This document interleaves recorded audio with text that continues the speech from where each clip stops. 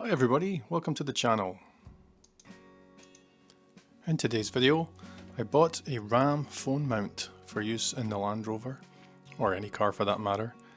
I bought this all in one package from Amazon, and that is the code on the bottom left of the screen. The others are the individual packets inside. So one of the packets includes the RAM X mount.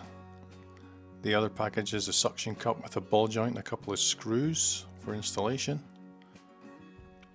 Then you have the connector arm. In this case I bought the long one because it's quite far from my windshield where I want it. So then you have to assemble it. So basically you're just putting the two screws to secure the ball mount to the window suction cup. So these need to be nice and tight, but don't have to be over tightened, otherwise you might end up stripping the threads. So you can see that I just nip it down and then it should be nice and strong and firm at the end. So take the assembly and then you're just basically going to clamp on using the long arm. You basically clamp on to the ball joint on one side, and then on the back end of the RAM X mount you have another ball joint, and that obviously goes into the other end of the clamp. You can then use the screw in the middle to tighten it up or loosen it for when you want to adjust it once it's in place. So it's all very straightforward. This piece is for if you want to use it on like a motorcycle or a mountain bike. Okay, to install this, just going to put it on the windshield here, clean it off, take the back of this and then just wipe that clean. And then this switch here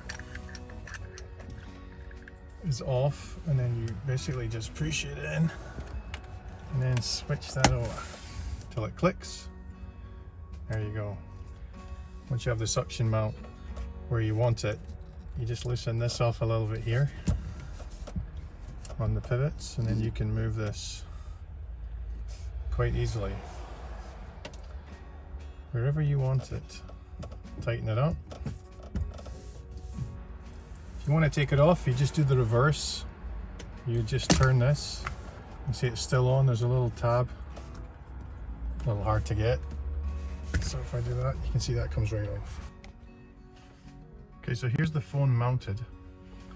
It's really easy to mount. You just squeeze these apart, and then you can hold it in, and it grabs on these rubber edges and then sits on the back here, and it stays pretty stationary. When you're driving it does jiggle a little bit, but really for what it is, it's pretty negligible.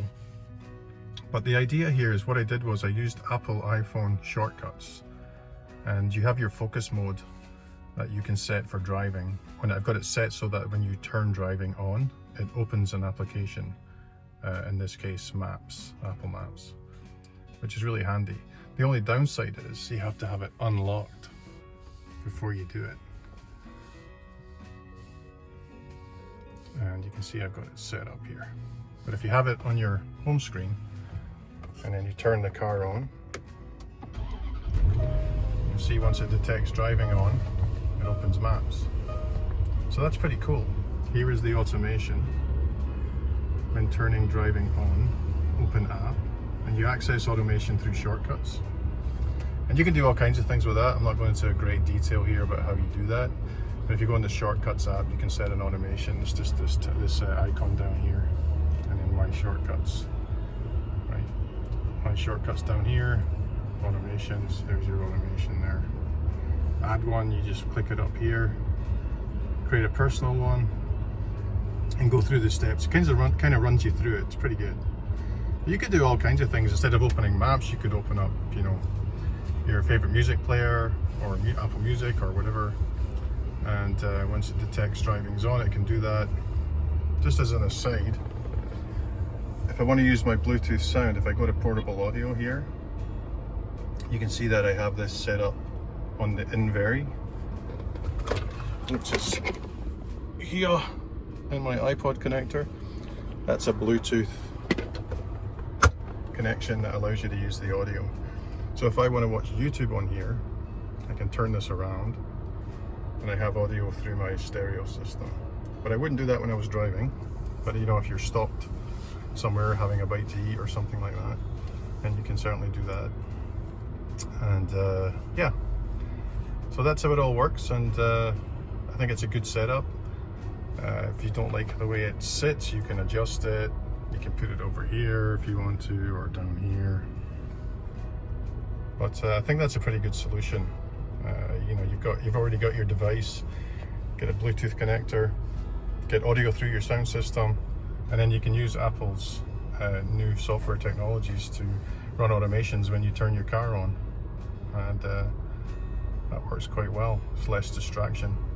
I use it basically to check traffic when I'm driving back and forward to work, so I don't get caught on certain roads that can be blocked from accidents and whatnot, because I have numerous options on roads that I can take to and from work.